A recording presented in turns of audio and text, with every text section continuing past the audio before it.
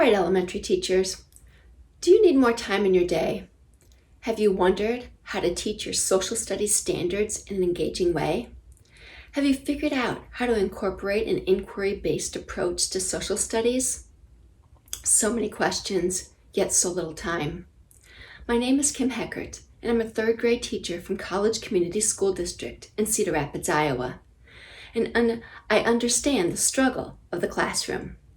Today's talk will focus on how to integrate social studies and literacy standards to gain more time in your day by bundling the standards and engaging your students' curiosity and inquiry. In the world that we live in today, we need classrooms that immerse our students in how to be engaged, active citizens in our classroom, locally in our community, and globally. To do this, we need to understand our standards so that we can bundle the social studies content standards, inquiry standards, and literacy standards while putting questioning at the center to spark students' curiosity. Another key is to choose sources that allow for multiple perspectives. Consider disciplinary literacy through the eyes of historians, economists, political scientists, activists, and geographers, and provide opportunities for kids to draw conclusions and take action on their learning. One resource to help accomplish this is a text set. A text set is a collection of related texts organized around a unique compelling question, theme, concept, or idea. In Iowa, teachers have been working with the Library of Congress and the State Historical Society through a grant to create over 60 text sets. The K-12 text sets are open-sourced and free to download and matched to the Iowa Social Studies Standards, which were derived from the C3 framework. On average, there are 5 to 10 available sources for every supporting question within the text set that are meant to talk to each other, so that when investigating the set, students build a coherent body of knowledge around a topic, which is where the idea of connecting social studies and literacy come together. One thing to keep in mind is that text is no longer just written material. Text should also be seen as images, artifacts, maps, songs, video clips, really anything that helps build student knowledge.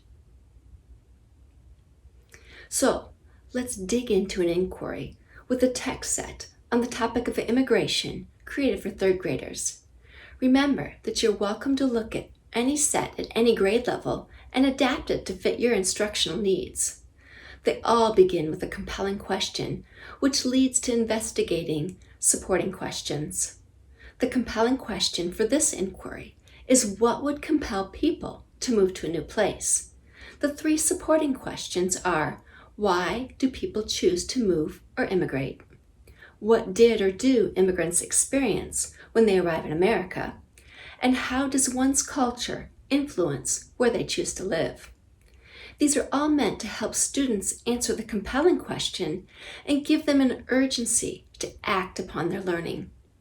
Students engage in questioning strategies while analyzing the primary sources for each supporting question.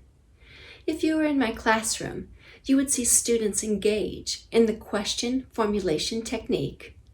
You would see them sourcing, observing, contextualizing, and corroborating as they analyze sources.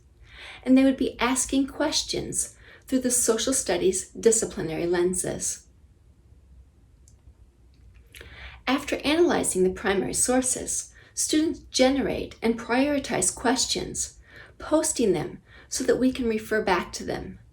This is where I consider what secondary sources may help students to answer their questions. I use choice boards so that students can go to vetted sites where they can research on their own or in collaborative groups. I choose literature books to read aloud, helping to build a narrative while giving context and background knowledge to students. And I purposefully choose close reading passages, all of which connect to literacy standards. Let me explain how I do this. While I begin an inquiry, I always look at what literacy standards am I focusing on and then I use social studies as a way to apply those standards.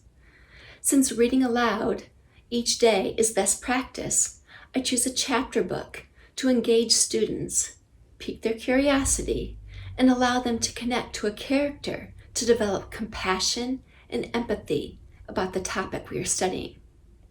Front Desk, a chapter book, takes place in a motel in Anaheim, California during the 1990s, and it's by Maya, a 10-year-old Chinese immigrant.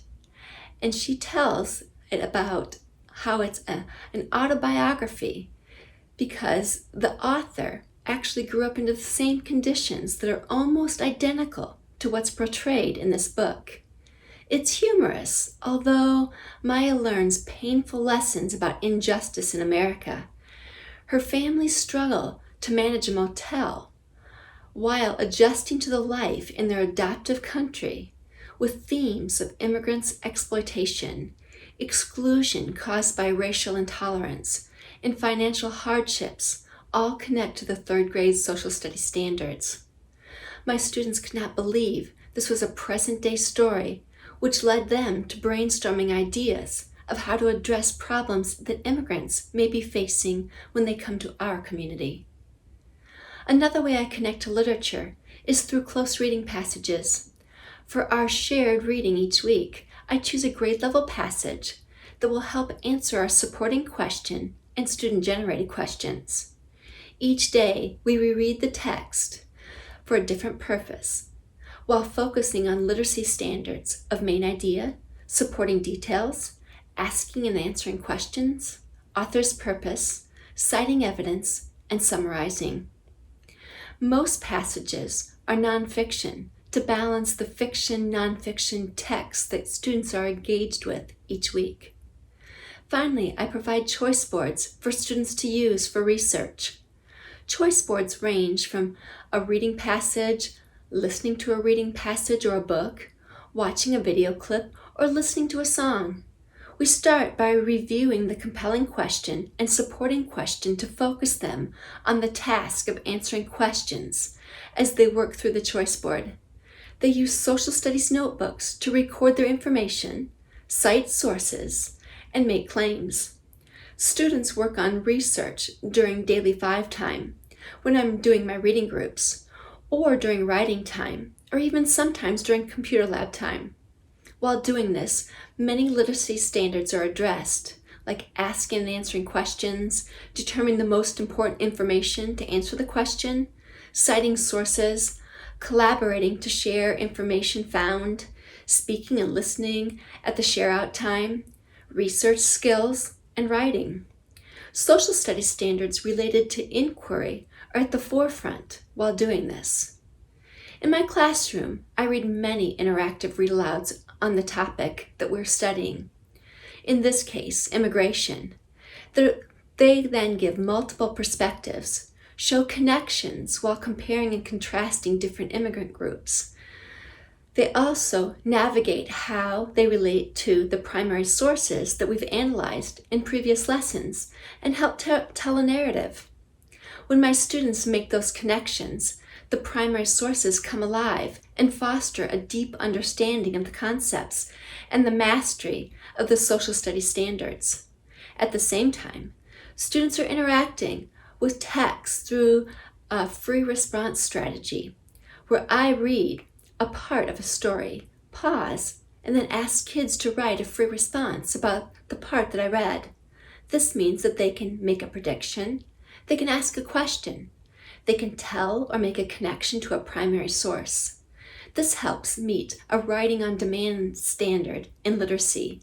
And since they pair share and we discuss out to the whole class, we are working on speaking and listening at the same time, with the context of social studies concepts at the forefront.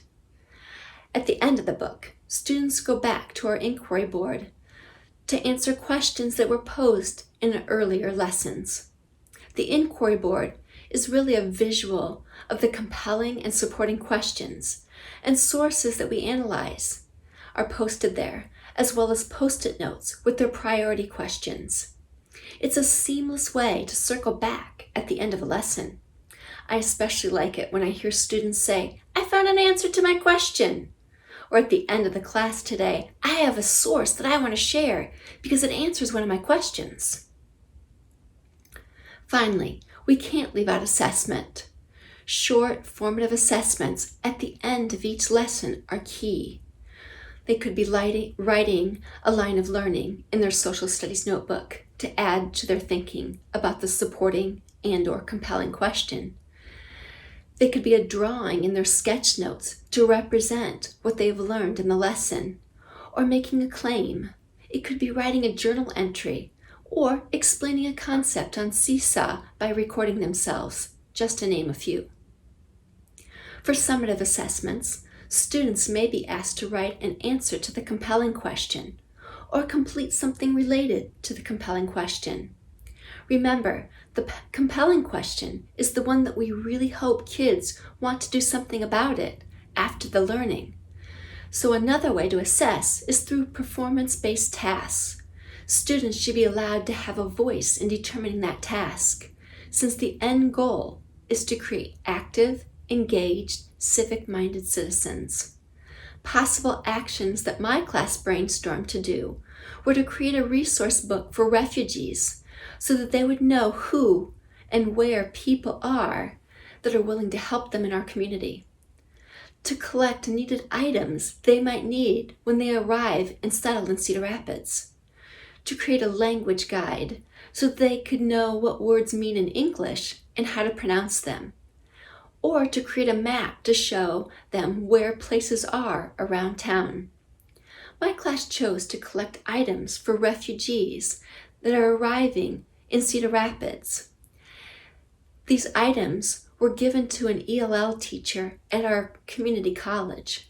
She gave the items to Sudanese students in her class who were learning English and becoming established in our community. There are so many ways to connect to social studies and literacy that complement the learning of our students.